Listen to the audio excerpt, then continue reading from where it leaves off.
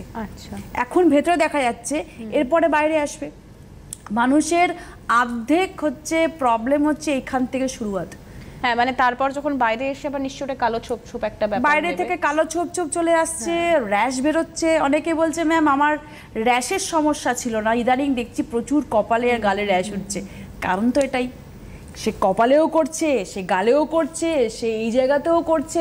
মানে এইখানটাতে ছেলেদের মতন এতটাই দাড়ির মতন হয়ে যাচ্ছে, মানে তাকে তো রীতিমতন আমি বাচ্চা বাচ্চা মেয়েগুলোকে আমি বকা দিচ্ছি যে তুমি আমার স্কিনে দেখো, আমার এখনো অবধি তুমি দেখতে পাবে যে আমার এদিকে আছে লোম রয়েছে। কারণ আমি কোনোদিন জীবনেও এগুলোকে তুলি না, কারণ আমি জানি তিথি যে সাময়িক আমার মুখটা পরিষ্কার লাগবে, চকচক করবে, কিন্তু পরবর্তী সময় এত অত্যাধিক পরিমাণে বেড়ে যাবে, তখন কিন্তু আমাকেও রেজার দিয়ে বাড়িতে বসে করতে হবে। আনন্যাচারাল, মানে দেখার ক্ষেত্রেও একটা আনন্যাচারাল ব্যাপার থাকবে। হ্যাঁ, আনন্যাচারাল। তখন তো তাদের দেখো, একটা বিয়ে বাড়ি বা একটা পার্টি বা একটা জন্মদিনের উৎসব প্রতিটা মানুষেরই মাসে তো 2-3টে লেগেই থাকে।